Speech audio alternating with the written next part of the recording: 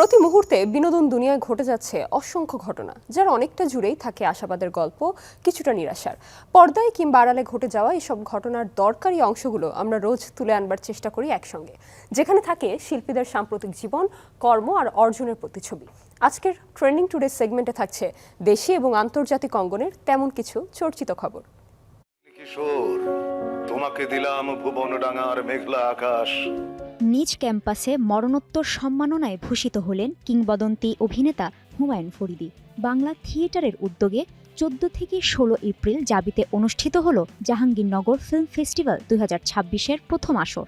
জহির রায়হান মিলনায়তনে আয়োজিত 3 দিনব্যাপী এই উৎসবের মাধ্যমে চলচ্চিত্রে বিশেষ অবদানের এই সম্মাননা দেয়া হয়েছে হুমায়ুন ফরিদীকে। অভিনেতা এই বিশ্ববিদ্যালয় থেকেই স্নাতক ও স্নাতকোত্তর ডিগ্রি অর্জন করেন।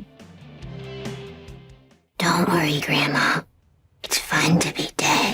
আন্তর্জাতিকভাবে শুক্রবার মুক্তি পেয়েছে হলিউডের অতিপ্রাকৃতিক ভৌতিক সিনেমা দ্য মমি। একই দিনে বাংলাদেশের স্টার সিনেপ্লেক্সেও মুক্তি পেয়েছে সিনেমাটি। দ্য মমি ফ্র্যাঞ্চাইজির এই নতুন সংস্করণটি পুরনো অ্যাডভেঞ্চারধর্মী মমি ছবিগুলো থেকে সম্পূর্ণ ভিন্ন।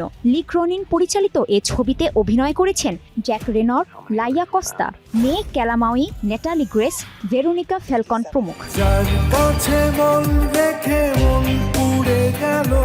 তরুণ মুন্সির কণ্ঠে প্রকাশিত হল নন্দিত শিল্পী লাকি আখান্দের অসমাপ্ত গান, শিরোনাম যার কাছে মন রেখে। 34 বছর আগে গানটি লিখেছিলেন গীতিকবি গোলাম মোর্শেদ। গানের সুর বসিয়েছিলেন লাকি আখান্দ।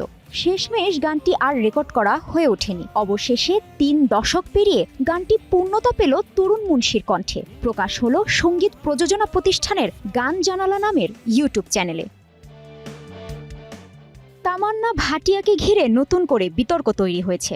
দক্ষিণ ভারতের একটি জনপ্রিয় সাবান প্রস্তুতকারী প্রতিষ্ঠানের ব্র্যান্ড অ্যাম্বাসেডর হিসেবে কয়েক মাস আগে তিনি 6.2 কোটি রুপির চুক্তিতে যুক্ত হন। সম্প্রতি অভিনেত্রী অভিযোগ করেন, পুরনো চুক্তির মেয়াদ শেষ হওয়ার পরও তার অনুমতি ছাড়া প্রতিষ্ঠানটি তাদের পণ্যের মোড়কে তার ছবি ব্যবহার করেই যাচ্ছে। এই ঘটনায় নিজের ভাবমূর্তি ক্ষুণ্ণ হয়েছে দাবি করে তিনি 1 কোটি রুপি ক্ষতিপূরণ চেয়ে আদালতের দ্বারস্থ হন।